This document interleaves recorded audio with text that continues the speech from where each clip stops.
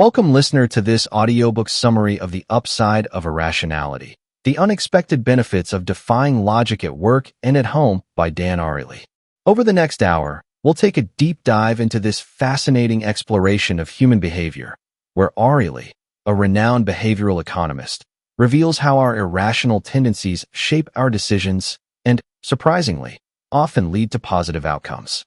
Through a blend of clever experiments, personal anecdotes, and relatable insights, Ariely challenges the notion that rationality is always the best path, showing instead how our quirks make us wonderfully human.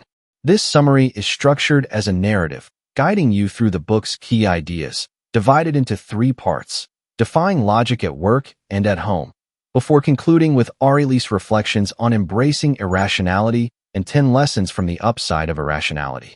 Let's begin. Introduction: a personal lens on irrationality. Dan Ariely's journey into behavioral economics is deeply personal. As a teenager in the Israeli Defense Forces, he suffered severe burns from an accidental magnesium flare explosion, leaving 70% of his body scarred and requiring years of painful recovery. This experience, which he weaves throughout the book, gave him a unique perspective on human behavior. While confined to a hospital bed, Ariely observed how people, including himself, made decisions that defied logic, decisions driven by emotion, pain, or hope rather than cold rationality. This became the seed for The Upside of Irrationality, his second book after the best-selling Predictably Irrational. Published in 2010, it builds on his earlier work by exploring not just why we act irrationally, but how these irrational behaviors can sometimes lead to better outcomes. Ariely's warm, engaging style, combining rigorous experiments with stories from his life, makes the book accessible and thought-provoking. The narrative is split into 2 parts: how we defy logic in the workplace and in our personal lives. Let's explore the first part. Part 1. Defying logic at work. Chapter 1. The perils of big bonuses. Ariely begins by questioning a cornerstone of corporate culture, the belief that bigger financial incentives always lead to better performance. He shares an experiment conducted in India where participants played simple games for varying cash rewards, small, medium, and large. The results were surprising. Those offered the highest rewards performed the worst. Why? Ariely explains that high stakes create hypermotivation, where the pressure to succeed distracts us, causing stress and reducing focus. This challenges the assumption that CEOs or bankers thrive under massive bonuses. For tasks requiring creativity or problem-solving, moderate incentives work best, while mechanical tasks benefit from higher rewards. Ariely's insight is clear. Our intuition about motivation is flawed, and irrational responses to incentives can undermine performance. Chapter 2. The Meaning of Work. Next, Ariely explores what truly motivates us at work beyond money. He describes an experiment where participants assembled Lego models for decreasing payments. One group saw their creations preserved, while another watched them dismantled immediately. The group whose work was destroyed quit much sooner, even though the pay was identical. This illustrates the IKEA effect. We value things more when we invest effort in them, and we crave meaning in our labor. When work feels pointless, like a presentation canceled after weeks of effort, motivation plummets. Ariely argues that companies should foster a sense of purpose, not just offer paychecks, as our irrational attachment to meaningful work drives engagement. Chapter 3. The Power of Ownership. Ariely introduces the not invented here, NIH, syndrome, which he dubs the toothbrush theory. Everyone wants their own ideas, just as no one wants to use someone else's toothbrush. In an experiment, participants valued their own solutions to puzzles far more than others, even when the solutions were identical. This irrational bias explains why companies reject external innovations or why we cling to our own flawed plans. However, this sense of ownership can be harnessed positively. Think of open-source projects where contributors feel pride in their input. Ariely suggests that fostering ownership, even irrationally, can boost creativity and commitment. Chapter 4. The Sweetness of Revenge. Revenge, one of our deepest instincts, is the focus of Chapter 4. Ariely recounts a personal story of being mistreated by Audi's customer service, sparking a desire for retribution. In an experiment, He tested how people respond to unfair treatment in a game where one player could punish another at a cost. Participants willingly sacrificed money to punish unfair players, showing that revenge feels satisfying, even when irrational. Yet, Ariely also found that a simple apology can defuse this urge, restoring cooperation. He argues that the threat of revenge enforces social order, but our irrational drive for it can be tempered with empathy, benefiting workplaces and relationships. Chapter 5. The Myth of Rational Incentives. Ariely wraps up Part 1 by revisiting incentives, this time exploring how we misjudge their impact. He cites studies showing that bonuses for teachers or doctors often fail to improve outcomes because they oversimplify complex motivations. Our irrational need for autonomy, mastery, and purpose often trumps financial rewards. Ariely's experiments reveal that when incentives undermine intrinsic motivation, like paying kids to read, which can reduce their love for books, performance suffers. This section underscores that irrational motivations are complex, and workplaces must align incentives with our deeper, less logical drives. Part 2. Defying Logic at Home. Chapter 6. Adaptation and Happiness. Shifting to personal life, Ariely examines how we adapt to circumstances, both good and bad. He shares his own experience of adapting to chronic pain after his burns, noting how humans normalize even extreme situations. In an experiment, participants exposed to annoying noises adapted better when they endured them continuously rather than taking breaks, which reset their tolerance. This suggests that breaks during unpleasant tasks, like doing taxes, can prolong discomfort. Conversely, we adapt to pleasures, like a new car, reducing their joy over time. Ariely proposes hedonic disruption, like stepping out of a hot tub to feel its warmth anew, to sustain happiness. Our irrational adaptation shapes our emotional lives, for better or worse. Chapter 7. The Irrationality of Dating. Dating, especially online, is a hotbed of irrational behavior. Ariely critiques dating websites that reduce people to checklists of traits, height, income, hobbies, ignoring the experiential spark of connection. In an experiment, he created a virtual dating site where users shared reactions to art or movie clips via instant messaging. This approach doubled the likelihood of real-world dates, as it mimicked real-life interactions. Ariely's own struggles with dating, post-injury, add poignancy. He feared rejection due to his scars, but learned that irrational attraction often defies superficial criteria. He advises seeking authentic experiences over algorithmic matches, embracing the messy, irrational nature of love. Chapter 8. The IKEA Effect in Relationships. The IKEA effect extends to relationships. We love what we invest in. Ariely discusses how effort, whether building furniture or nurturing a partnership, creates attachment. In studies, people overvalued objects they assembled, even if flawed, mirroring how we cherish partners we've worked to understand. This irrational bias explains why arranged marriages can thrive. Shared effort builds bonds. However, Ariely warns that overinvestment in toxic relationships can trap us.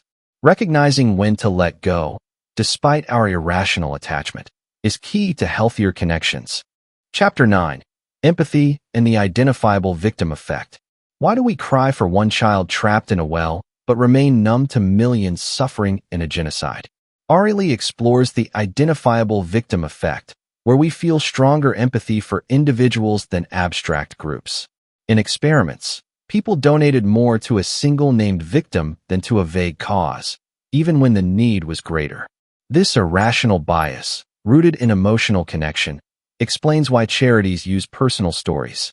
Ariely suggests harnessing this tendency by humanizing large-scale issues to inspire action, turning our emotional irrationality into a force for good. Chapter 10. Emotions and Decision-Making. Emotions often hijack our decisions, leading to irrational but human outcomes. Ariely recounts how his burn injuries made him prioritize keeping his arm against medical advice, driven by hope and identity. Experiments show that emotional states, like anger or arousal, create emotional cascades, where decisions linger long after the feeling fades. For example, people in a heated argument may say things they regret, shaping relationships for years. Ariely advises pausing during emotional peaks to avoid irreversible choices, acknowledging that our irrational emotions make us fallible but also deeply connected. Chapter 11. Embracing the Upside of Irrationality. In the final chapter, Ariely reflects on the book's core message: our irrationality, while flawed, is what makes us human. He argues that behaviors like seeking revenge, overvaluing our creations, or loving despite logic are not just quirks, but strengths that foster cooperation, creativity, and connection.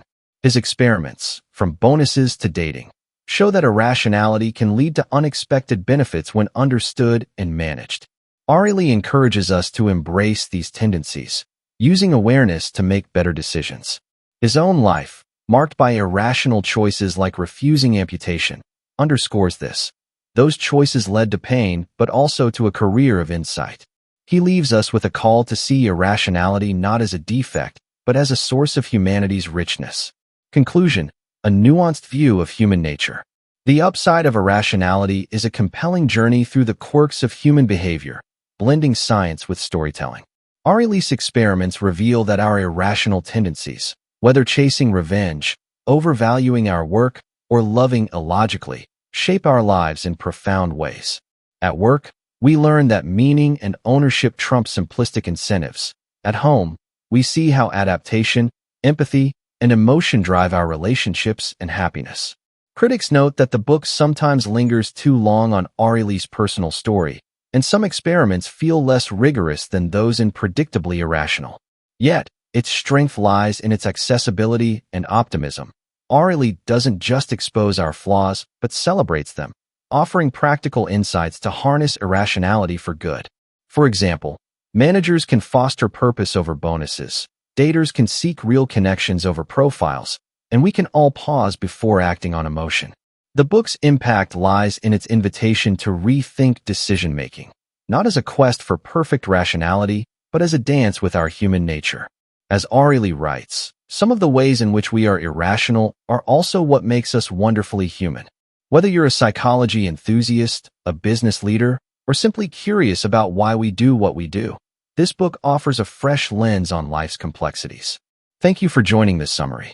To dive deeper, pick up The Upside of Irrationality and explore the experiments and stories for yourself. Part 3. 10 Lessons from the Upside of Irrationality. The Unexpected Benefits of Defying Logic at Work and at Home by Dan Ariely. These lessons provide a deeper understanding of how irrational behavior, while often seen as a flaw, can have surprising benefits in our personal and professional lives. Lesson number 1. Irrationality can lead to better outcomes. Irrational behavior, such as overconfidence or optimism, can sometimes lead to better results. For example, overestimating our abilities can motivate us to take on challenges we might otherwise avoid, leading to growth and success. Ariely's research shows that a certain level of irrational optimism can drive innovation and perseverance, even in the face of setbacks. While overconfidence can sometimes lead to failure, it can also push us to achieve more than we thought possible. The Paradox of Irrationality. Dan Ariely, a behavioral economist with a knack for uncovering the hidden drivers of human behavior, starts with a provocative idea. Our irrational tendencies, often criticized as errors, can be sources of strength. Irrationality, he argues, isn't just about making mistakes. It's about the emotional, instinctive, and sometimes messy ways we navigate the world. These quirks can lead to outcomes that cold logic might never achieve. Why? Because humans aren't robots. Our decisions are colored by passion, pride, and a need for meaning, and these forces can spark results that rationality alone can't match. Ariely's own life, shaped by a traumatic injury that left him scarred and in chronic pain, taught him this firsthand. His irrational choice to keep his damaged arm, against medical advice, fueled a career of groundbreaking insights. Let's explore how this paradox plays out and how we can use it to our advantage. Why irrationality works. The emotional edge. At the heart of irrationality's upside is emotion. Ariely's research shows that emotions like pride, empathy, or even revenge can drive us to act in ways that seem illogical but yield powerful results. Take the IKEA effect, where we overvalue things we've built ourselves, even if they're imperfect. In one experiment, Participants who assembled Lego models or folded origami frogs rated their creations as far more valuable than identical ones made by others. Logically, the objects were the same, but the emotional investment, sweat, frustration, and pride made them priceless to their creators. This irrational attachment can lead to better outcomes by fostering persistence and creativity. A software developer pouring late-night hours into a buggy app might seem irrational, but that emotional bond drives them to refine it into something extraordinary. Another example is the identifiable victim effect.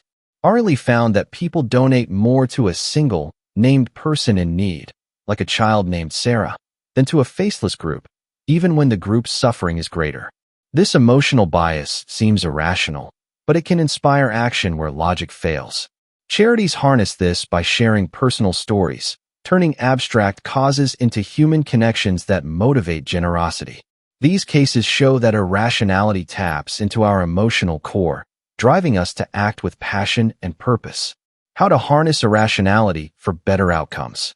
So, how can we use irrationality to achieve better results?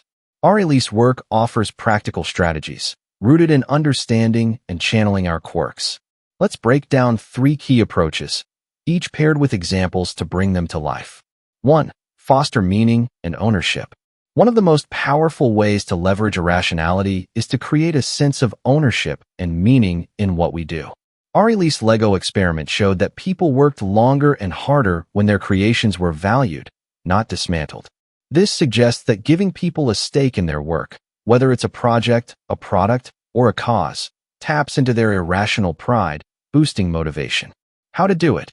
In workplaces, managers can assign tasks that allow employees to leave a personal mark, like leading a campaign or designing a feature. At home, parents can involve kids in cooking dinner, letting them choose ingredients to spark pride in the meal. The key is to make the effort feel significant, even if the task isn't perfect. Example, consider a community garden project. Volunteers who plant their own seeds and tend their plots, despite the irrational time commitment, often stay engaged for years, creating vibrant green spaces. Their emotional attachment to their plants drives a better outcome, a thriving garden, than a purely rational approach might. 2. Embrace emotional connections. Our irrational tendency to connect emotionally can be a catalyst for action. Ariely's dating experiments revealed that online platforms focusing on shared experiences, like discussing a movie clip, led to more real-world dates than those relying on logical checklists of traits. Emotional sparks, not rational compatibility scores, create bonds. How to do it? In relationships, prioritize shared moments over superficial metrics. Plan a hike or cook a new recipe together to build irrational but meaningful connections. In advocacy, tell stories that humanize issues. Share a refugee's journey to inspire donations, rather than citing statistics. Example, a nonprofit aiming to fund clean water wells shared a video of a girl named Aisha carrying water for miles, rather than listing global water scarcity stats. Donations soared as people felt an irrational but powerful urge to help Aisha, leading to more wells built. 3. Use irrational motivators thoughtfully. Ariely's research on incentives shows that irrational motivators, like the threat of revenge or the joy of creation, can outperform logical ones like cash bonuses.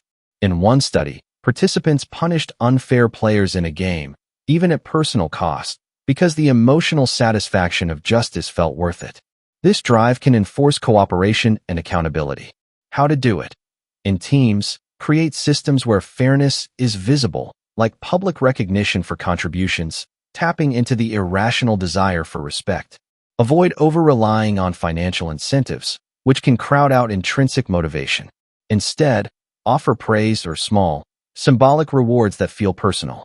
Example, a tech startup replaced large bonuses with Creator of the Month awards, where employees showcase their projects to peers.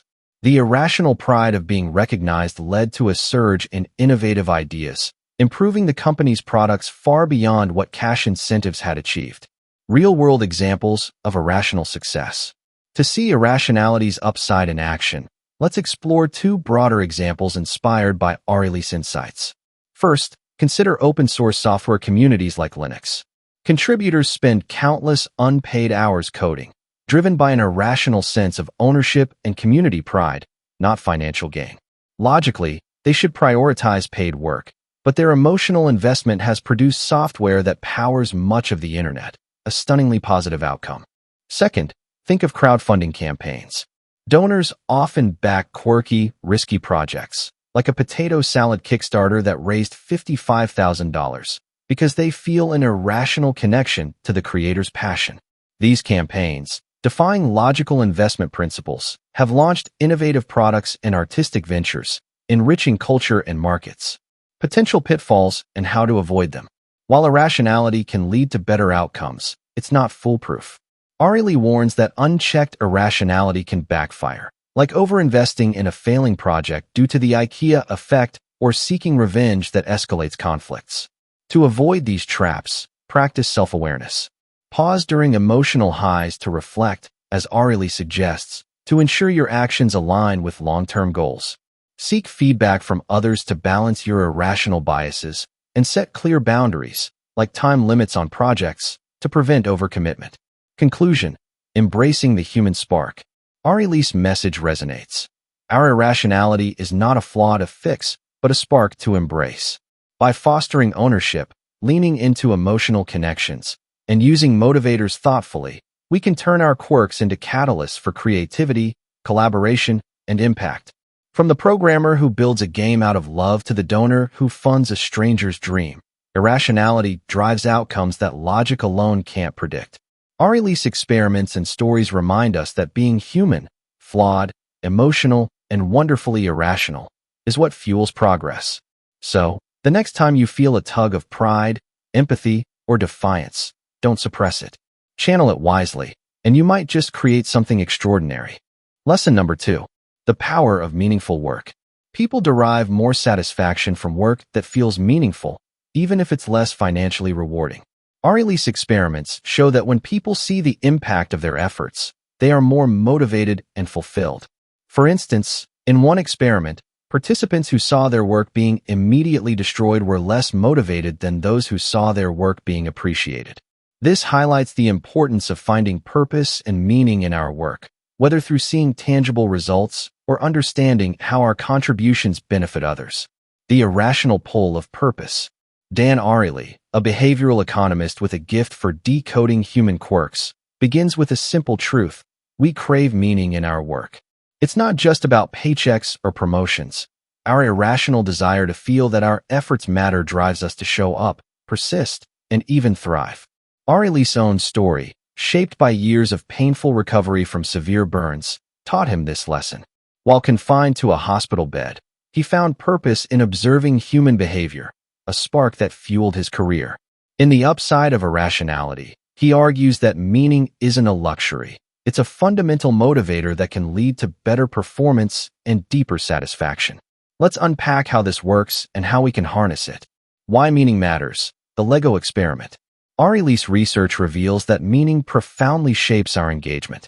In one of his most striking experiments, he asked participants to build Lego models for decreasing payments, starting at $2, then $1.80, and so on. One group saw their creations preserved, while another watched them dismantled immediately after completion. The results were stark. The group whose models were destroyed quit much sooner, even though the pay was identical. Why? When their work felt pointless, their motivation crumbled. This Sisyphus effect, named after the mythical figure doomed to roll a boulder uphill only for it to roll back down, shows that our irrational need for purpose outweighs financial incentives. When work feels like it matters, we keep going. When it doesn't, we disengage. This principle extends beyond experiments. Consider a teacher who spends hours crafting lesson plans. If her students' progress is acknowledged, she feels her work has impact and pushes harder. But if her efforts are ignored or dismissed, her drive fades. Ariely's insight is clear. Meaning is a powerful, irrational force that can make or break our commitment. How to infuse work with meaning. So, how can we tap into the power of meaningful work? Ariely's findings, combined with practical strategies, offer a roadmap for individuals and leaders alike. Here are 3 key approaches, each illustrated with examples to show them in action. 1. Connect tasks to a larger purpose. One of the most effective ways to create meaning is to link daily tasks to a bigger goal. Ariely suggests that even mundane work can feel significant if we see its impact.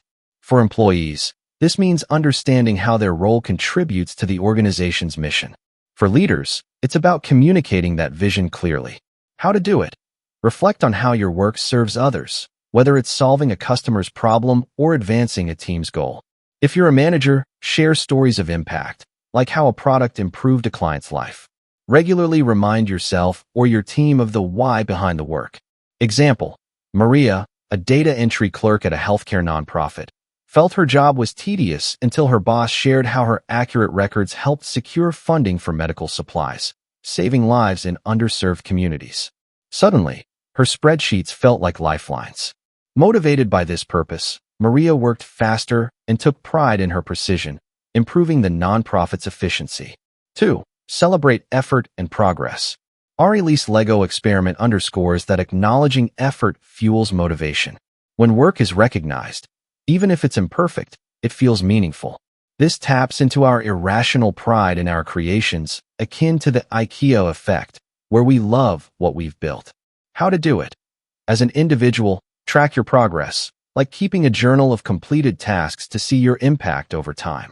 As a leader, offer specific praise for effort, not just results, and create rituals to celebrate milestones, like team shoutouts or small rewards. Example: at a small marketing firm, the manager started a wall of wins where employees posted sticky notes about completed projects, from designing a logo to landing a client. Even minor tasks got recognition. This simple act made the team feel their work mattered, boosting morale and sparking creative campaigns that doubled the firm's client base. 3. Foster autonomy and ownership. Giving people control over their work enhances its meaning. Ariely's research shows that when we feel ownership, like we're shaping the outcome, we're more invested, even if the task is challenging. This irrational attachment to our work drives persistence. How to do it?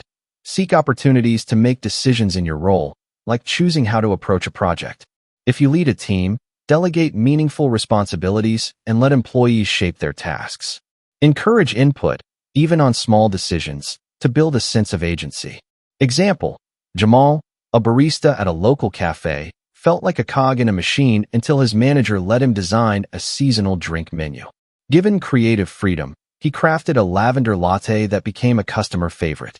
His sense of ownership transformed his job from routine to rewarding, and he started training new hires with enthusiasm, strengthening the cafe's team. Real-world examples of meaningful work. To see the power of meaningful work in action, let's explore two broader examples. First, consider nurses during the COVID-19 pandemic. Many worked grueling shifts under immense stress, yet their sense of purpose, saving lives and comforting patients, kept them going. Their irrational commitment to their calling led to heroic outcomes, from innovative care protocols to emotional support for isolated patients.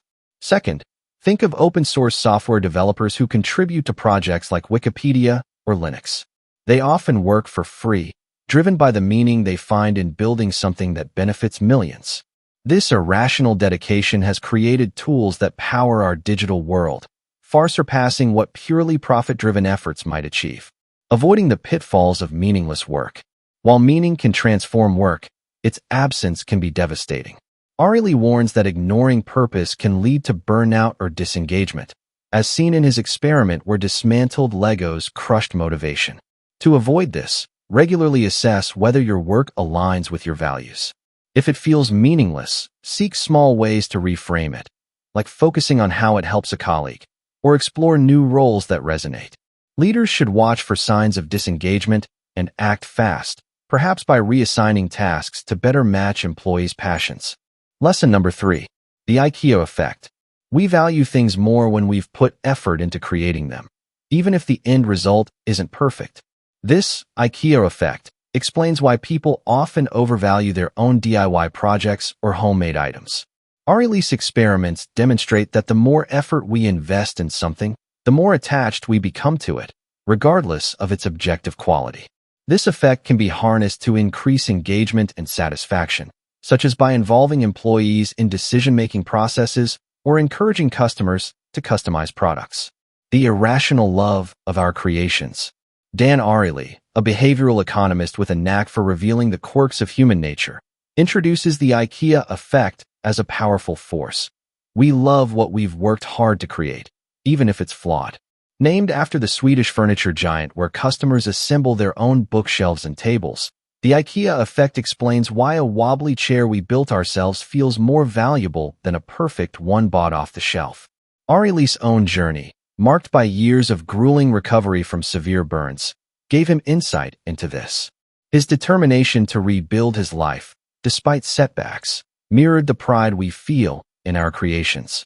In The Upside of Irrationality, he shows how this irrational bias can drive motivation, creativity, and connection when used wisely. Let's explore how it works and how we can tap into it. The IKEA effect in action, origami, and Legos. Ariely's experiments bring the IKEA effect to life. In one study, participants folded origami frogs or cranes, a task requiring patience and dexterity. Afterward, they were asked how much they'd pay for their creations compared to identical ones made by others. The results were striking. People valued their own origami, often clumsy and imperfect, far more, sometimes by a factor of 5. Logically, a better crafted frog should be worth more, but the effort poured into their own made it priceless to them.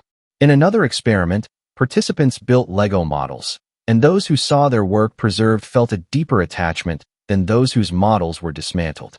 These studies reveal that our irrational pride in our labor makes us cherish the outcome, flaws and all. This isn't just about crafts. The IKEA effect explains why a home-cooked meal, even if it's just spaghetti, feels special when you've chopped the garlic yourself. It's why a programmer treasures an app they coded through late nights, even if it's buggy. Our effort creates an emotional bond, turning objects and tasks into extensions of ourselves. How to harness the IKEA effect. So, how can we use the IKEA effect to enhance our lives, work, and relationships? Ariely's insights, paired with practical strategies, offer a roadmap.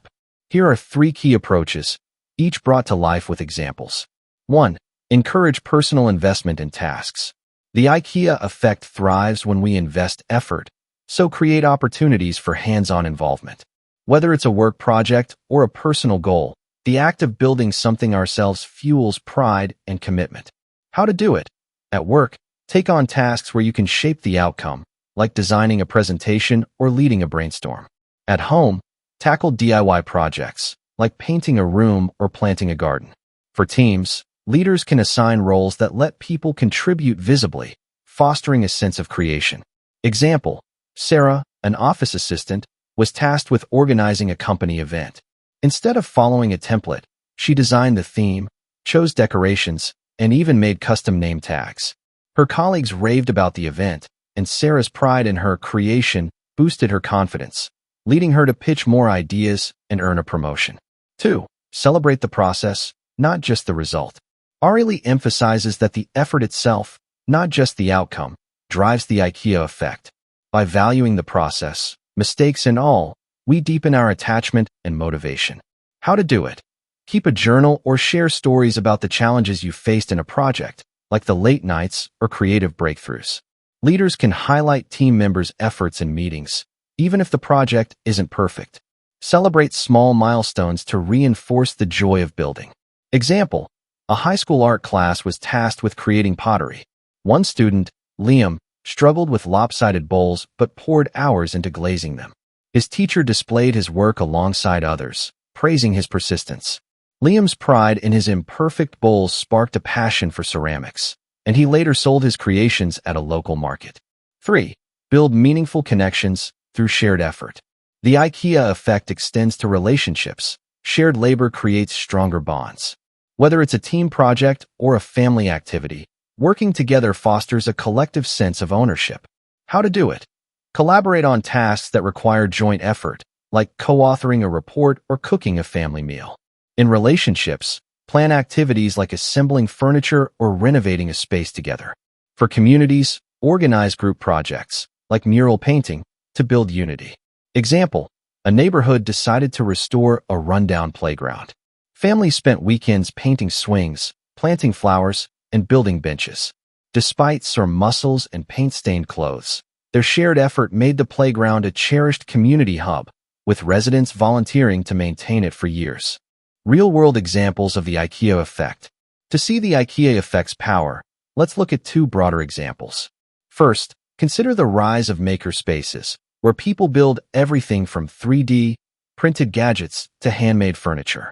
Participants often spend hours on projects that could be bought cheaply, yet their creations, imperfect as they may be, spark joy and pride. These spaces foster innovation, with some makers turning hobbies into startups, all driven by the irrational love of their work. Second, think of crowdfunding platforms like Kickstarter. Backers who contribute to a project, even minimally, feel like co-creators, emotionally invested in its success.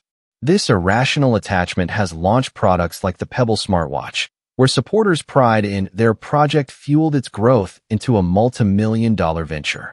Avoiding the traps of overattachment. While the IKEA effect can inspire, it has pitfalls. Ariely warns that we can become overly attached to flawed creations, like sinking time into a doomed business idea or staying in a toxic relationship we've worked on. To avoid this, regularly evaluate your efforts objectively. Seek feedback from others to balance your bias. Set clear goals and timelines to prevent overinvestment, and know when to walk away from something that no longer serves you. Lesson number 4. Adaptation to pain and pleasure. Humans have a remarkable ability to adapt to both pain and pleasure. While this can help us cope with difficult situations, it also means we quickly take positive experiences for granted.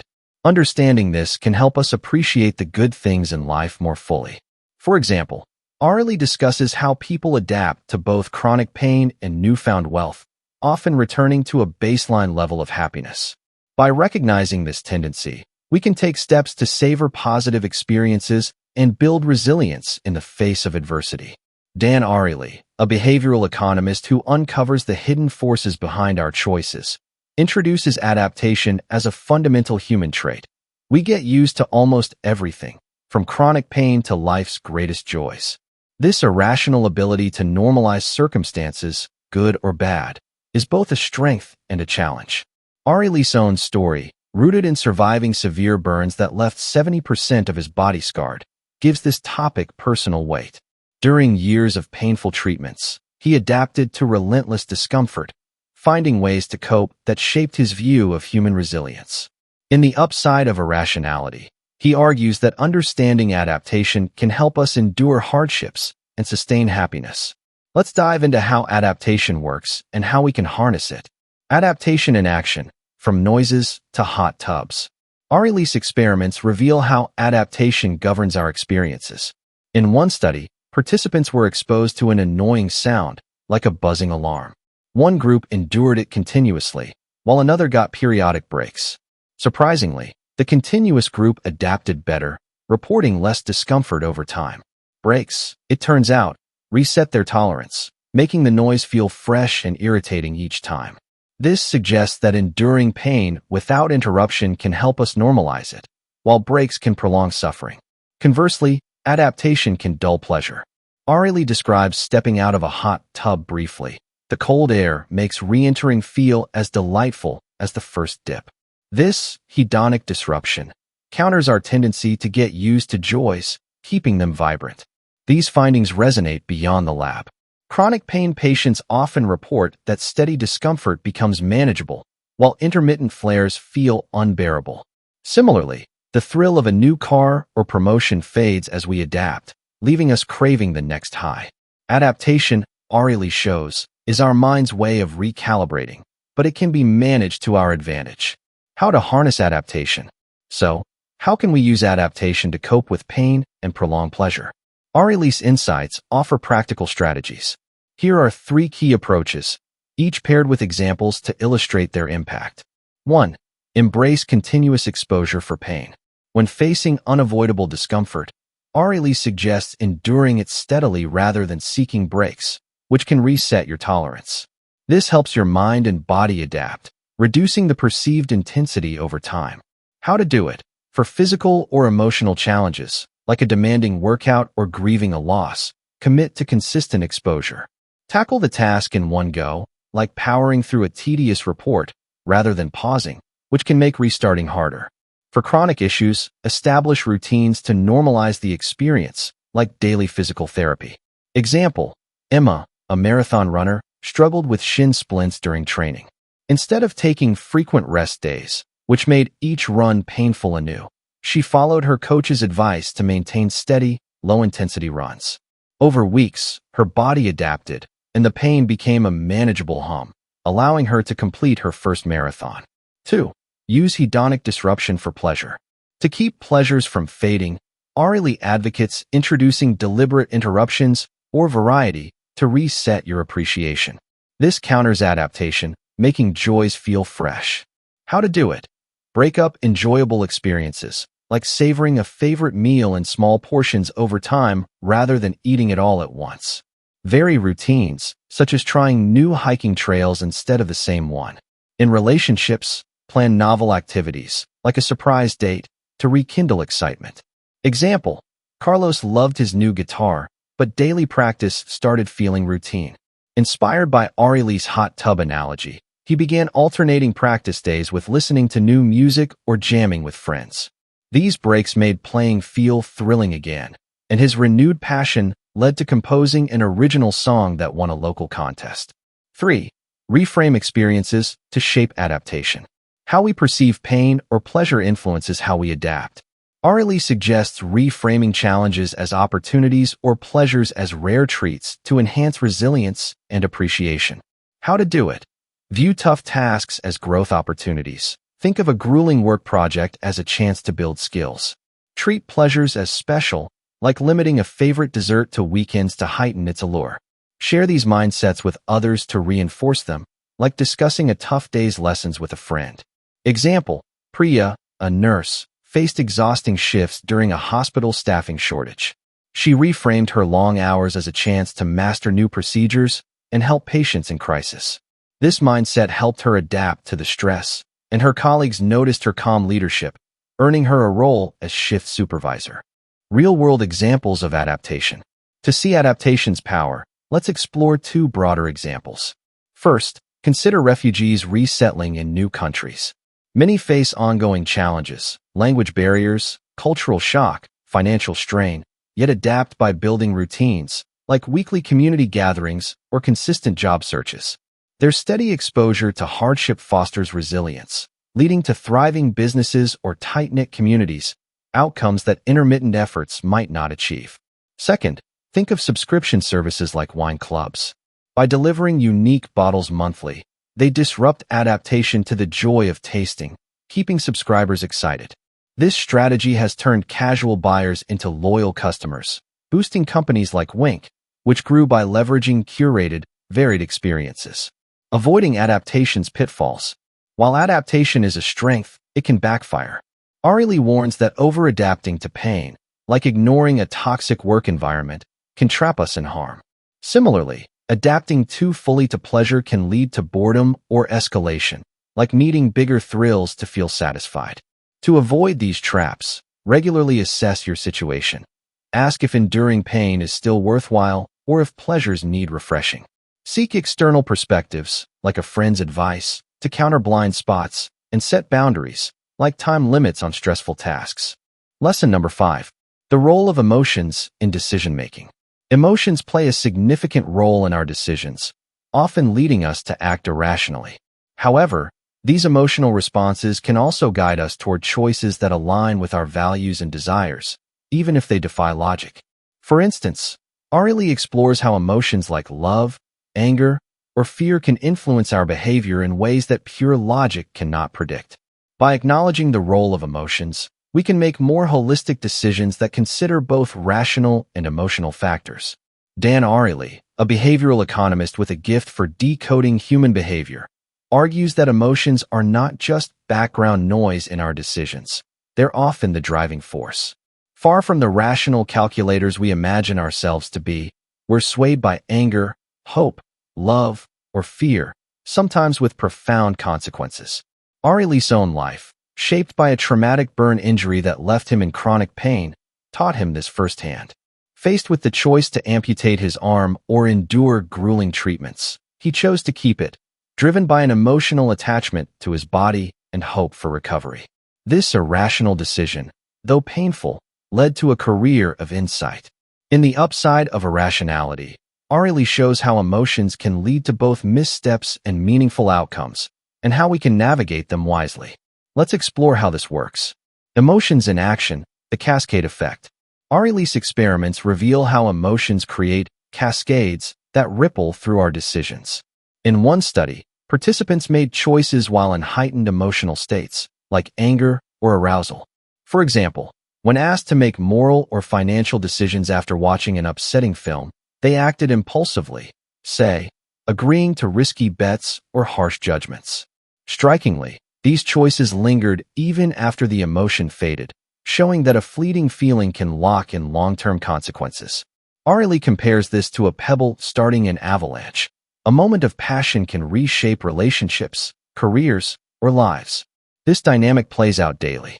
An argument with a partner, fueled by frustration, might lead to words you regret, straining the relationship for months. A surge of excitement at a car dealership might push you to buy a model beyond your budget, impacting your finances for years. Emotions, Ariely shows, are powerful but irrational drivers that demand careful handling. How to manage emotions in decision-making. So, how can we harness emotions to make better choices while avoiding their pitfalls? Ariely's insights offer practical strategies. Here are 3 key approaches, each illustrated with examples to show them in action. 1. Pause during emotional peaks. Ariely emphasizes that decisions made in the heat of the moment often lead to regret. To counter this, he suggests pausing when emotions run high, giving yourself time to cool down before acting. How to do it? When you feel intense emotions, like anger during a work conflict, or joy at a sale, step away. Take a walk, breathe deeply, or sleep on it. Use a simple rule. Delay major decisions for 24 hours if you're emotionally charged. For smaller choices, even a 10-minute break can help. Example, Maya, a project manager, was furious when a colleague took credit for her idea in a meeting. Tempted to confront him publicly, she followed a friend's advice to wait a day. After cooling off, she arranged a private meeting, calmly clarified her contribution, and secured her colleague's support for her next project, preserving their working relationship. 2. Reframe emotions as information. Emotions can cloud judgment, but they also provide valuable signals. Ariely suggests treating feelings as data to inform, not dictate, your choices, helping you balance heart and head. How to do it? When an emotion arises, ask what it's telling you. Fear about a job change might highlight risks to research. Excitement about a new hobby could signal a passion to pursue. Journaling or discussing feelings with a trusted friend can clarify their message without letting them take over. Example, Raj, an engineer, felt anxious about accepting a promotion that required public speaking, a skill he lacked. Instead of declining, he used his anxiety as a cue to prepare, enrolling in a speaking course. His preparation turned fear into confidence, and he excelled in his new role, earning praise for his presentations. 3. Design systems to counter emotional bias. To prevent emotions from derailing decisions, Ariely advocates creating systems or rules that guide you when feelings are intense. These guardrails ensure choices align with your long-term goals. How to do it? Set pre-commitments, like a budget cap before shopping or a rule to consult a mentor before big career moves. In relationships, establish agreements, like taking a timeout during arguments. Technology, like app timers or savings alerts, can also curb impulsive emotional decisions. Example, Lena, a freelance designer, often accepted low-paying gigs in moments of financial worry. To break this cycle, she set a minimum rate and shared it with a colleague who held her accountable. When a client offered less, Lena's rule kept her from saying yes out of fear, leading her to land higher-paying projects that boosted her career. Real-world examples of emotional decisions.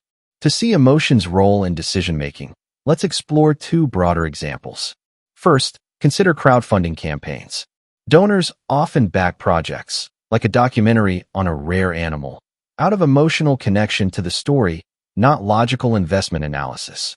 This irrational generosity has launched impactful works, like the Oscar-nominated The Cove, which raised awareness about dolphin hunting, driven by backers' emotional investment. Second, think of social movements. Activists, fueled by anger or hope, make bold choices, like organizing protests or quitting jobs to campaign, that defy rational caution. The civil rights movement, for instance, saw people risk safety for justice, driven by emotional conviction. These decisions, though emotionally charged, reshaped society, showing emotion's power to drive historic outcomes. Avoiding emotional pitfalls. While emotions can inspire, they can also mislead. Ariely warns that unchecked feelings can trap us in bad choices, like staying in a toxic job out of loyalty or impulse buying during a high. To avoid this, regularly reflect on past emotional decisions. What worked, what didn't. Seek diverse perspectives to challenge your feelings, and prioritize self-care, like sleep and exercise, to stabilize your emotional state. Awareness is key. Knowing when emotions are steering you lets you take back the wheel. Lesson number 6. The importance of fairness. People are deeply concerned with fairness, sometimes even at the expense of their own self-interest. Ariely's experiments show that unfair treatment can lead to resentment and disengagement, while fairness fosters trust and cooperation. For example, in one experiment, participants were willing to sacrifice their own rewards to punish those who acted unfairly. This highlights the importance of fairness in maintaining positive relationships and productive environments, whether in the workplace or at home. Dan Ariely, a behavioral economist with a talent for uncovering the quirks of human nature, reveals that fairness is a powerful force in our lives. We're wired to seek justice, not just for ourselves but for others, often at personal cost. This irrational drive can lead to conflict, like seeking revenge, or cooperation, like sharing resources equitably. Ariely's own experience with unfair treatment, such as a frustrating encounter with Audi's customer service, sparked his fascination with this topic. In The Upside of Irrationality, he shows how our emotional need for fairness shapes workplaces, relationships, and societies, and how we can channel it for good. Let's explore how fairness works and how we can harness it. Fairness in action, the ultimatum game. Ariely's experiments vividly illustrate our obsession with fairness. In one study, he used the ultimatum game, where one player is given money, say $10, and must offer a portion to another player. If the second player accepts, both keep their shares. If they reject it, both get nothing. Logically, the second player should accept any offer, even $1, since it's better than zero. But Ariely found that offers below $3 were often rejected, even though it meant losing money. Why? The second player felt the offer was unfair and preferred to punish the first player, sacrificing their own gain for justice. This irrational urge for fairness, Ariely argues, enforces social norms, ensuring cooperation over selfishness. This plays out beyond the lab. Think of a coworker who slacks off while the team works overtime. You might call them out, even if it risks tension, because their behavior feels unfair. Or consider tipping generously at a restaurant, not just for service, but to support a server's livelihood. Our emotional need for fairness drives us to act, often against pure logic. How to foster fairness. So, how can we harness the power of fairness to improve our interactions and decisions? Ariely's insights offer practical strategies. Here are 3 key approaches, each paired with examples to show their impact. 1. Practice transparency and equity. Fairness thrives on clear, equitable processes. Ariely suggests that when people understand how decisions are made and feel they're treated equally, they're more likely to cooperate, even if outcomes aren't perfect. How to do it? In workplaces, share how raises or tasks are assigned, like using clear criteria for promotions. In personal life, divide chores with a partner through open discussion, ensuring both feel heard. When fairness is visible, trust grows, reducing resentment. Example: at a tech startup, manager Aisha noticed tension over project assignments. She implemented a transparent system, posting criteria for who gets high-profile tasks, like expertise and workload. Team members, seeing the process was fair, competed less and collaborated more, leading to a successful product launch. 2. Offer sincere apologies to restore fairness. Ariely found that a genuine apology can defuse the anger sparked by unfairness, restoring trust.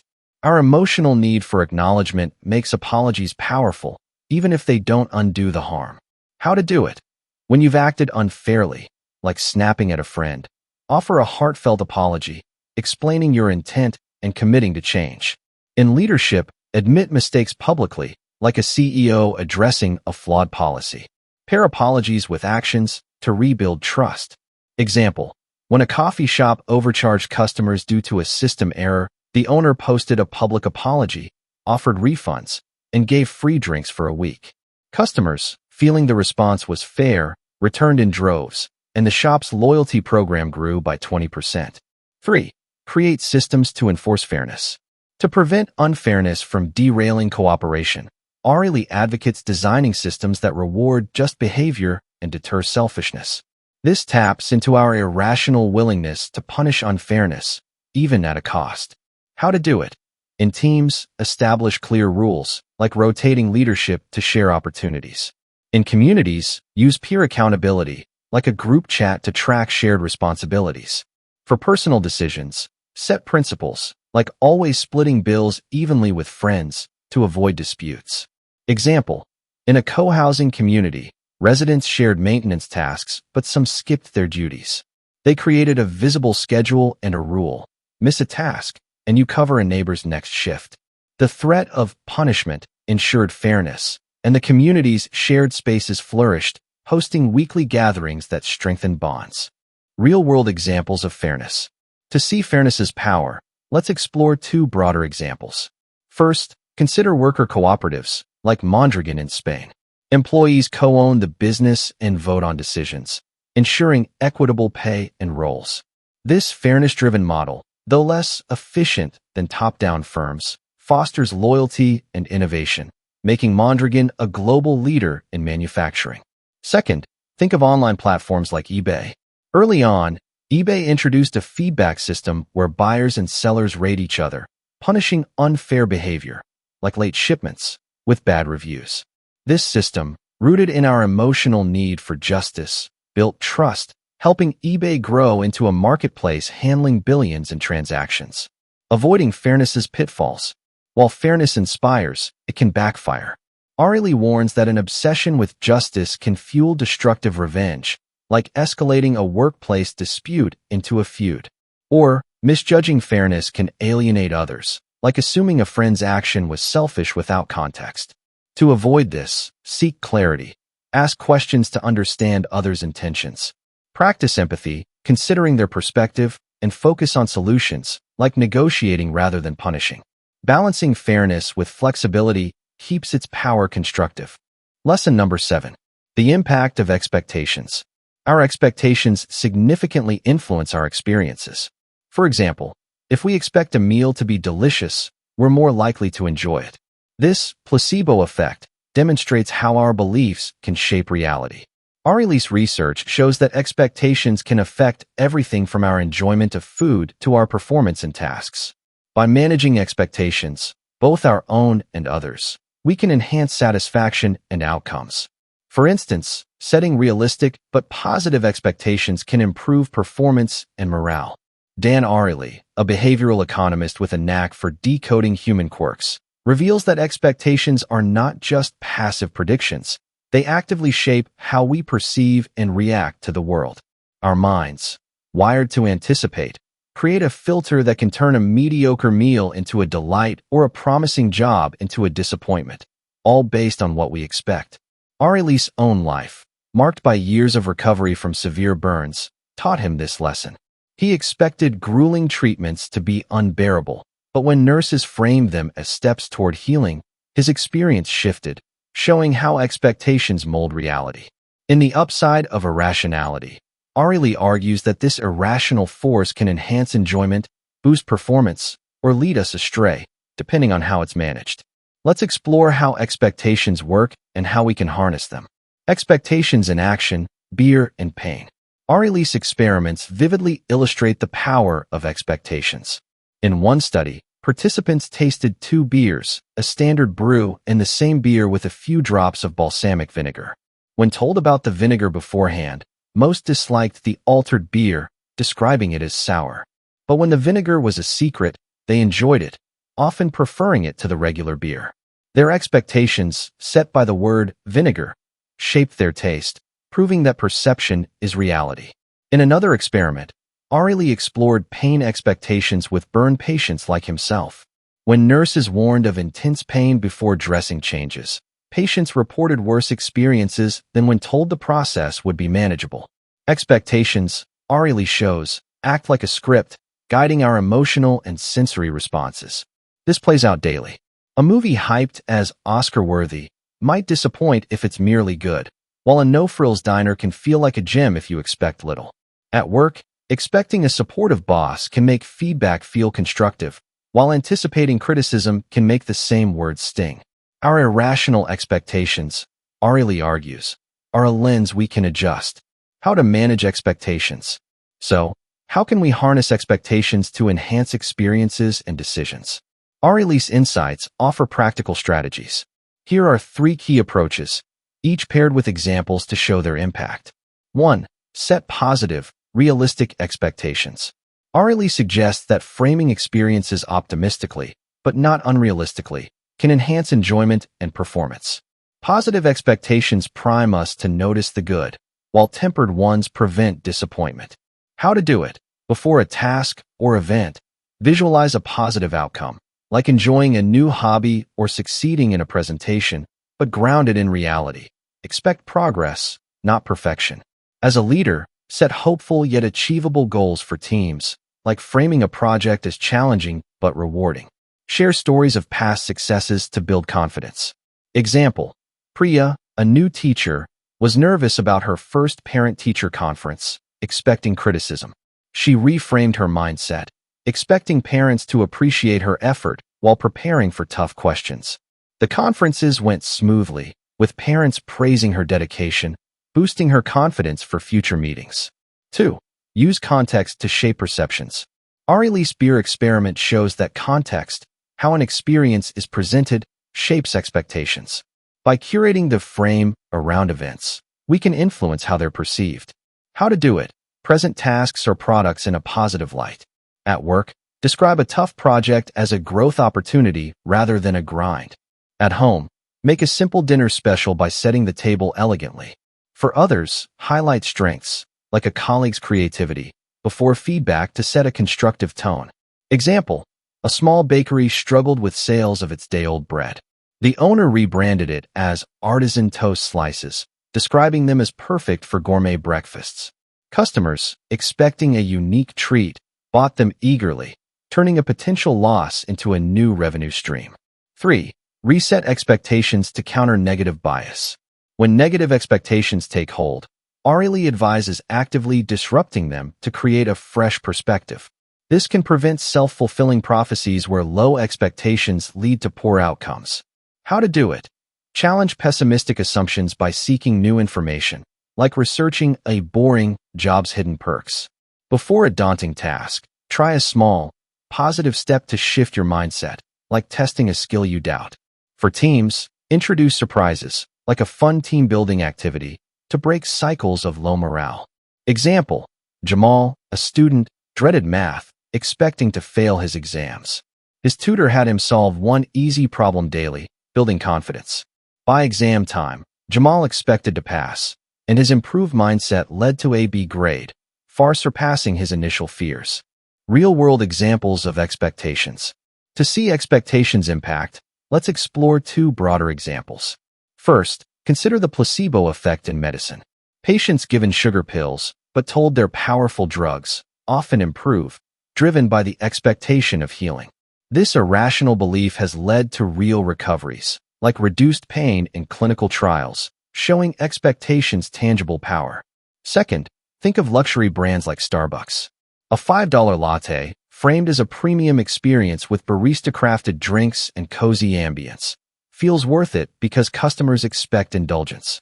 This expectation-driven perception has turned a coffee chain into a global lifestyle brand, far beyond what a basic coffee's value would suggest. Avoiding expectations pitfalls. While expectations can elevate experiences, they can also mislead. Ariely warns that inflated expectations, like believing a new job will solve all problems, can lead to crashes when reality falls short. Conversely, chronically low expectations can trap us in mediocrity, like avoiding challenges due to fear of failure. To avoid these traps, Balance optimism with realism. Check assumptions against facts. Seek diverse perspectives, like asking colleagues about a new role, and regularly reflect on whether your expectations align with outcomes. Flexibility keeps expectations constructive. Lesson number 8. The dangers of over-reliance on logic. Relying solely on logic can lead to poor decisions, especially in areas like relationships and creativity. Irrationality allows for flexibility, intuition, and innovation, which are essential for a fulfilling life. Ariely argues that while logic is important, it cannot account for the complexity of human emotions and social dynamics. For example, creative breakthroughs often come from intuitive leaps rather than linear thinking. Embracing a balance of logic and irrationality can lead to more nuanced and effective decision-making. Dan Ariely, a behavioral economist with a knack for revealing the quirks of human behavior, challenges the idea that logic is the ultimate guide to decision-making. While rationality, facts, numbers, and calculated choices, seems like the gold standard, Ariely argues it can blind us to the messy, emotional realities that define us. His own life, shaped by a traumatic burn injury that left him scarred and in pain, taught him this. When doctors logically recommended amputating his arm to avoid complications, Ariely's emotional attachment to his body led him to refuse, a choice that, though irrational, fueled his resilience and career.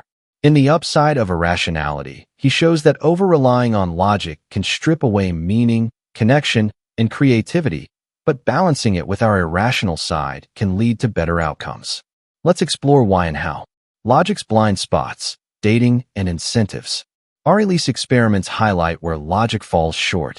In one study, he examined online dating, where platforms reduce people to checklists, height, income, hobbies, assuming logical matches yield love. Participants using a site focused on traits like must love dogs had fewer successful dates than those on a site Ariely designed, where users shared reactions to art or movie clips via chat. The logical approach ignored the emotional spark of connection, proving that love defies spreadsheets. In another experiment, Ariely tested high financial bonuses, a logical motivator for performance. In India, participants offered large cash rewards for simple tasks performed worse due to stress, while moderate incentives worked better. Logic assumed more money equals better results, but emotions like pressure upended that. These findings echo in life. A manager choosing a candidate based solely on resume metrics might miss a passionate team player. A parent enforcing strict, logical rules might alienate a child craving empathy. Ariely shows that logic, while powerful, can ignore the human heart, leading to poorer choices. How to balance logic and irrationality. So, how can we avoid the dangers of over-relying on logic and make wiser decisions? Ariely's insights offer practical strategies. Here are 3 key approaches, each paired with examples to show their impact. 1. Integrate emotions as decision guides. Ariely suggests treating emotions as valuable inputs, not distractions, to complement logic. Feelings like intuition or passion can reveal priorities that numbers miss. How to do it. When making decisions, pause to check your gut. Ask, how do I feel about this choice? Combine that with data, like researching a job's benefits, but also imagining how you'd feel in the role. In teams, encourage discussions that blend facts with personal values, like debating a project's impact beyond costs. Example, Lena, a marketing analyst, faced a logical choice: stay in a stable job or join a risky startup. The data favored staying, but her excitement for the startup's mission tipped the scale. She joined, and her passion drove her to lead a campaign that tripled the company's reach, validating her emotional hunch. 2. Prioritize meaning over efficiency. Logic often pushes for efficiency, fast, cost-effective solutions, but Ariely argues that meaning, though less measurable, drives motivation and satisfaction. Balancing the two creates richer outcomes. How to do it? In work, focus on purpose alongside productivity, like involving employees in decisions to foster ownership. At home, choose activities that spark joy, not just convenience, like cooking a family recipe instead of ordering takeout. When planning, weigh emotional benefits, like a team's morale, against logical metrics. Example, a school principal needed to cut costs. Logic suggested canceling art classes, but he kept them, knowing they gave students pride. He trimmed elsewhere, and the art program's success, students won a regional contest, boosted enrollment, proving meaning's long-term value. 3. Test and adjust logical assumptions. Ariely warns that logical models, like algorithms or plans, can oversimplify reality. To counter this, test assumptions in real-world contexts and adjust based on human responses. How to do it? Before committing to a logical plan, run small experiments, like piloting a new work policy with a team. Seek feedback to uncover emotional or social factors logic missed. In personal decisions, try options gradually, like sampling a hobby before diving in, to blend logic with experience. Example: Raj, an entrepreneur, designed a logical pricing model for his app based on competitor data. A trial showed users felt the price was unfair, despite being competitive. He adjusted to a tiered model with free features, aligning with users' emotional need for value, and subscriptions soared. Real-world examples of logic's limits. To see the dangers of over-relying on logic, let's explore two broader examples. First, consider urban planning. Cities designed purely for efficiency, like Brasilia, with its grid layout, often feel sterile, lacking the vibrant, messy community spaces that arise from human needs. Planners who later added parks and markets, responding to residents' emotional desires, created livelier cities, showing logic's need for balance. Second, think of algorithmic trading in finance. In 2010, a flash crash saw markets plummet due to logical trading bots reacting instantly to data, ignoring human context like market sentiment. Human traders, blending logic with intuition, helped stabilize it, highlighting the risks of purely rational systems. Avoiding logic's traps.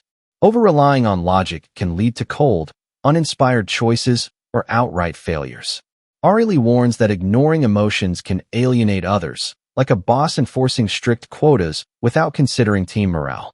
Or, logic can trap us in analysis paralysis, overthinking simple choices. To avoid this, set time limits for decisions to force action. Seek diverse inputs. Ask emotional or creative colleagues for perspectives. Regularly reflect on past choices. Did logic alone serve you? Or did intuition add value? Balancing both keeps decisions human. Lesson number 9. The value of small gestures. Small, thoughtful gestures can have a big impact on relationships and morale. For example, a simple thank you or acknowledgement can make people feel valued and appreciated, boosting their motivation and loyalty. Ariely's experiments show that even minor acts of kindness or recognition can significantly improve satisfaction and performance. In the workplace, small gestures like personalized feedback or celebrating achievements can foster a positive and productive environment. Ariely's experiments demonstrate the power of small gestures. In one study, he explored fairness using a game where players could act selfishly, causing others to lose money. When wronged players were offered a sincere apology, a simple, "I'm sorry, I didn't mean to hurt you," their anger dissipated, and they cooperated more, even without financial compensation. The apology, a small gesture, restored a sense of fairness, proving its emotional weight. In another experiment, Ariely tested motivation at work. Employees given a handwritten thank you note for their efforts stayed engaged longer than those offered small cash bonuses. The personal acknowledgement, though costing nothing, tapped into their irrational need for recognition. This plays out in life. A colleague's quick, "Great job" email can brighten your day more than a formal award. A stranger holding the door with a smile can shift your mood. Ariely shows that small gestures, because they feel personal and human, punch above their weight. How to use small gestures effectively. So, how can we leverage the value of small gestures to enhance relationships and outcomes? Ariely's insights offer practical strategies. Here are 3 key approaches, each paired with examples to show their impact. 1. Offer sincere, timely acknowledgments. Ariely emphasizes that genuine, prompt gestures, like praise or thanks, resonate deeply because they show you're paying attention. These acts meet our irrational need to feel seen. How to do it? Make a habit of noticing others' efforts and acknowledging them quickly. Send a text to thank a friend for advice, or tell a coworker you appreciate their help right after a meeting. Be specific. Mention what they did and why it mattered, to make it personal. Consistency matters. Small, frequent gestures build trust over time. Example, Maya, a barista, felt invisible during rush hours until a regular customer, Tom, started leaving short notes on napkins, like, "Thanks for the perfect latte." These tiny gestures made her feel valued, and she began greeting customers with extra warmth, boosting the cafe's friendly vibe and increasing tips. 2. Use apologies to mend bonds. Ariely's research shows that a heartfelt apology, even for minor slights, can restore trust and fairness. This small gesture acknowledges others' feelings, diffusing conflict. How to do it? When you've erred, like forgetting a deadline or snapping in stress, apologize promptly and sincerely. Say, "I'm sorry, I messed up, and I'll do better," and follow through with action, like meeting the next deadline. In groups, model this by apologizing publicly for team missteps, fostering a culture of accountability. Example, when a teacher, Mr. Chun, accidentally overlooked a student's project, he apologized in class, saying, "I missed your work, and that wasn't fair. I'm impressed by your effort." The student, initially upset, felt respected and later excelled in the course, inspired by the gesture. 3. Incorporate thoughtful tokens of care. Small, tangible gestures, like a note or a shared coffee, carry emotional weight because they signal care. Ariely suggests these tokens, though simple, create lasting goodwill. How to do it? Keep gestures personal and low cost. Leave a sticky note with a kind message, share a snack with a colleague, or send a quick "thinking of you" message. Tailor them to the person, like gifting a book lover a bookmark. In workplaces, leaders can distribute small tokens, like team stickers, to celebrate milestones. Example, at a nonprofit, manager Priya started giving volunteers handwritten cards after events, noting specific contributions, like, "Your energy made the fundraiser shine." Volunteers, touched by the gesture, doubled their hours, helping the organization secure a major grant. Real-world examples of small gestures. To see the power of small gestures, let's explore 2 broader examples. First, consider Japan's omotenashi hospitality culture, where small acts, like a shopkeeper's warm greeting or a folded towel, create memorable experiences. These gestures, rooted in care, have made Japanese service legendary, driving tourism and loyalty despite minimal cost. Second, think of social media movements like #PayItForward. People share stories of small acts, buying a stranger's coffee or leaving an encouraging note, that inspire others to do the same. These gestures, amplified online, have sparked global kindness chains, like a 2013 Starbucks drive-thru where 378 customers paid for the next person's order, showing how small acts ripple. Avoiding gestures pitfalls. While small gestures are powerful, they can misfire if insincere or poorly timed. Ariely warns that a hollow "sorry" or generic praise can feel manipulative, eroding trust. Overdoing gestures, like excessive thank yous, can dilute their impact. To avoid this, ensure authenticity, mean what you say, and match gestures to the context, like saving apologies for real wrongs. Reflect on recipients' needs. Some prefer private praise over public. Quality, not quantity, makes gestures resonate. Lesson number 10. Understanding irrationality can improve decision-making. By recognizing our irrational tendencies, we can make better decisions. For instance, understanding the IKEA effect can help us avoid overvaluing our own contributions, while acknowledging the role of emotions can lead to more balanced choices. Ariely emphasizes that self-awareness is key to mitigating the negative effects of irrationality and harnessing its benefits. By understanding the psychological forces that drive our behavior, we can design better systems, make more informed choices, and improve our overall well-being. Dan Ariely, a behavioral economist with a flair for decoding human behavior, argues that our irrational tendencies, far from being flaws, are key to understanding ourselves and improving our choices. Emotions, biases, and instincts, like overvaluing our efforts or seeking fairness, shape our decisions in predictable ways. By recognizing these patterns, we can anticipate pitfalls and harness their strengths. Ariely's own life, reshaped by a severe burn injury that led to years of painful recovery, taught him this. His irrational choice to keep his scarred arm, driven by hope rather than logic, fueled a career of groundbreaking insights. In The Upside of Irrationality, he shows that understanding irrationality is like gaining a map to our minds, guiding us to better outcomes. Let's explore how this works and how we can use it. Irrationality in action, bonuses, and dating. Ariely's experiments reveal how irrationality influences decisions and how awareness can improve them. In one study, he tested financial incentives, expecting logically that bigger bonuses would boost performance. In India, participants offered large cash rewards for simple tasks performed worse due to stress, while moderate incentives worked best. By understanding that irrational pressure undermines motivation, companies can design better reward systems. In another experiment, Ariely explored online dating, where logical checklists of traits, like income or height, failed to predict chemistry. His alternative site, where users shared emotional reactions to art, doubled real-world dates. Recognizing that irrational sparks drive love, daters can seek authentic connections over algorithms. These insights apply broadly. A manager aware of the IKEA effect, our irrational love for what we've built, might involve employees in projects to boost engagement. A parent understanding the pull of fairness might resolve sibling disputes by ensuring equal attention. Ariely shows that seeing our irrational patterns empowers us to choose wisely. How to use irrationality for better decisions. So, how can we leverage an understanding of irrationality to improve decision-making? Ariely's research offers practical strategies. Here are 3 key approaches, each paired with examples to show their impact. 1. Identify and anticipate irrational biases. Ariely suggests that recognizing our predictable irrational tendencies, like overvaluing our work or acting impulsively when emotional, allows us to plan around them. Awareness is the first step to smarter choices.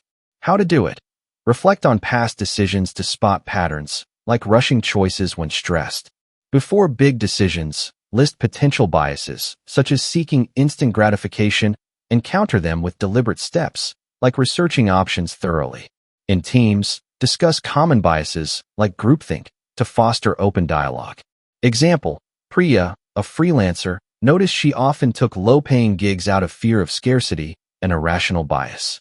She started reviewing her finances before accepting offers, ensuring they met her minimum rate. This awareness led to higher-paying projects, doubling her income within a year. 2. Balance emotion and logic. Understanding that emotions drive many decisions, Ariely advises blending them with logic rather than suppressing them. This balance taps into irrational strengths, like passion, while grounding choices in reason. How to do it? When deciding, check your emotions, excitement, fear, or pride, and pair them with data. For instance, if you're passionate about a career shift, research its feasibility. In relationships, use emotional intuition, like sensing a friend's distress, but verify with a conversation. Tools like pros and cons lists can merge heart and head. Example, Jamal, a chef, dreamed of opening a food truck but feared failure. He balanced his passion by creating a business plan, testing recipes at pop-up events, and saving funds. His emotional drive, guided by logic, led to a thriving truck that won a local food award. 3. Design systems to nudge better choices. Ariely advocates creating environments that account for irrationality, using nudges to steer decisions without restricting freedom. By designing systems that align with our quirks, we make better choices easier. How to do it? Set up personal rules, like a cooling-off period before big purchases to counter impulse. At work, create structures, like regular feedback sessions, to address fairness concerns. Use technology, such as reminders or budget apps, to reinforce goals, anticipating irrational slip-ups. Example, a marketing team struggled with rushed, emotional campaign decisions that flopped. Their manager introduced a rule. Every idea needed a 48-hour review with peer input. This nudge, accounting for irrational haste, led to a viral campaign that boosted sales by 30%. Real-world examples of irrationality-informed decisions. To see how understanding irrationality improves decisions, let's explore 2 broader examples. First, consider public health campaigns. Anti-smoking ads once used logical stats about cancer risks, but they failed to move people. When campaigns tapped irrational emotions, like showing a smoker's grieving family, quit rates rose. By understanding our emotional triggers, health officials made smarter, more effective choices. Second, think of companies like IKEA. They leverage the irrational IKEA effect, our love for what we build, by having customers assemble furniture. This boosts satisfaction and loyalty, a choice informed by understanding that effort creates attachment. IKEA's sales, topping $50 billion annually, show the payoff of irrationality-aware decisions. Avoiding irrationality's traps. While understanding irrationality improves decisions, misjudging it can backfire. Ariely warns that overcorrecting for biases, like ignoring emotions entirely, can lead to cold, uninspired choices. Or misreading others' irrational drivers, like assuming a colleague's anger is irrational without context, can escalate conflicts. To avoid this, seek feedback to check your assumptions.